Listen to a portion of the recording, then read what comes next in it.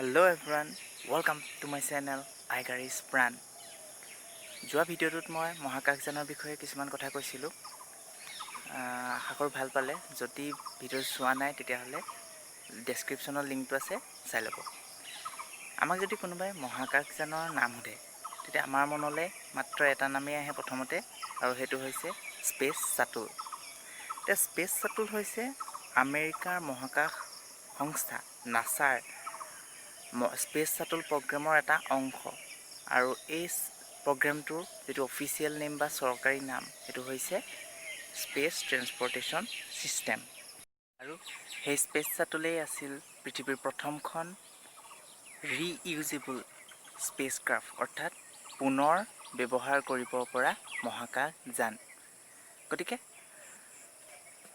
আহক স্পেচ শ্বাটলৰ বিষয়ে শিকি বুজি আনকো বুজাওঁ। স্পেচ শ্বাটলৰ প্ৰধান কাম আছিল মহাকাশত থকা ইণ্টাৰনেশ্যনেল স্পেচ ষ্টেচনলৈ পৃথিৱীৰ পৰা মানুহ নিয়া আৰু উভতাই অনা। লগতে ই খাদ্য সামগ্ৰী, ইন্ধন, কিছুমান যান্ত্ৰিক সামগ্ৰী, ISSৰ বাবে নিৰ্মাণ সামগ্ৰী আদি মহাকাশলৈ নিয়ে। আৰু এখন স্পেচ শ্বাটলত অতি বেছি 7জন মহাকাশচাৰী মহাকাশলৈ যাব পাৰে। স্পেচ শ্বাটল এখনত এখন অৰ্বিটাৰ, 2টা ছলিড ৰকেট বুষ্টাৰ আৰু এটা এক্সটাৰ্নেল টেংক থাকে। স্পেচ শ্বাটলখন পৃথিৱীৰ পৰা প্ৰায় 45 কিলোমিটাৰ ওপৰ পোৱাৰ পাছত ছলিড ৰকেট বুষ্টাৰ 2টা স্পেচ শ্বাটলখনৰ পৰা আঁতৰি যায় আৰু পেৰাচুটৰ জৰিয়তে আটলাণ্টিক মহাসাগৰত পৰে। তাৰ পাছত ছলিড ৰকেট বুষ্টাৰ 2টাক জাহাজৰ সহায়ত পানীৰ পৰা উঠোৱা হয়। এই ৰকেটবোৰ পুনৰ ব্যৱহাৰ কৰা হয়। ছলিড ৰকেট বুষ্টাৰ 2টা আঁতৰাৰ পাছত অৰ্বিটাৰে এক্সটাৰ্নেল টেংকটোক পৃথিৱীৰ পৰা প্ৰায় 113 কিলোমিটাৰ ওপৰলৈকে লৈ যায়। তাৰ পাছত অৰ্বিটাৰখন এক্সটাৰ্নেল টেংকটোৰ পৰা আঁতৰি যায়। এক্সটাৰ্নেল টেংকটোৰ প্ৰায়ভাগ অংশ বায়ুমণ্ডলত জ্বলি যায় আৰু বাকী থকা অংশবোৰ সাগৰত আহি পৰে।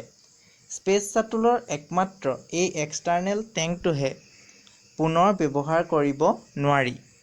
1976 চনত স্পেচ শ্বাটল প্ৰগ্ৰেমৰ অধীনত কেৱল পৰীক্ষাৰ বাবে বনোৱা প্ৰথমখন অৰ্বিটাৰ আছিল এণ্টাৰপ্ৰাইজ, কিন্তু এইখনত মহাকাশলৈ যাব পৰা কোনো ব্যৱস্থা নাছিল। তাৰ পাছত সম্পূৰ্ণৰূপে মহাকাশলৈ যাব পৰাকৈ 4খন অৰ্বিটাৰ বনোৱা হয়। সেইকেইখন হ'ল কলম্বিয়া, চেলেঞ্জাৰ, ডিস্কভাৰী আৰু আটলাণ্টিছ। 1981 চনৰ পৰা 2011 চনলৈকে স্পেচ শ্বাটল উৎক্ষেপণ কৰা হৈছিল ফ্লৰিডাৰ কেনেডি স্পেচ চেণ্টাৰৰ পৰা, আৰু অভিযান শেষ হোৱাৰ পাছত অৰ্বিটাৰখনে এৰোপ্লেনৰ দৰে অৱতৰণ কৰেহি পুনৰ কেনেডি স্পেচ চেণ্টাৰত অথবা কেলিফৰ্ণিয়াৰ এডৱাৰ্ড এয়াৰ ফ'ৰ্চ বেছত।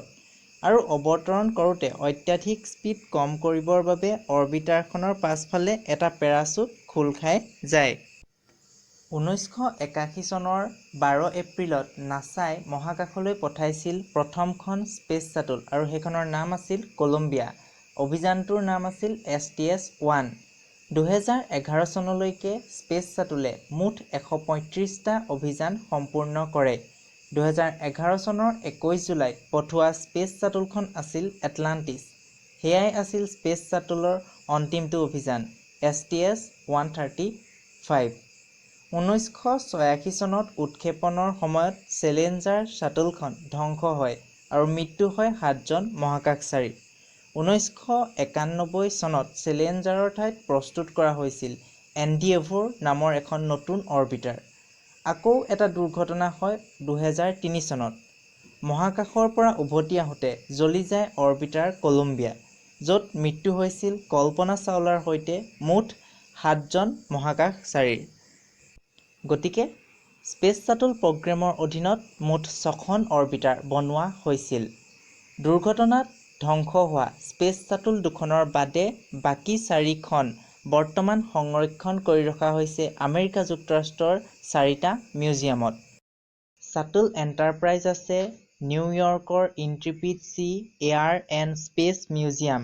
শ্বাটল ডিস্কভাৰী আছে ভাৰ্জিনিয়াৰ ষ্টিভেন এফ উডভাৰ হেজি চেণ্টাৰত।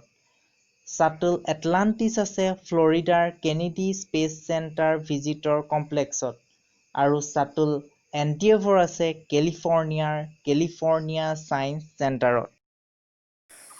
ভিডিঅ' যদি ভাল পালে লাইক কৰিব, শ্বেয়াৰ কৰিব, ছাবস্ক্ৰাইব কৰি দিব, চব কৰি দিব, চব ফ্ৰী।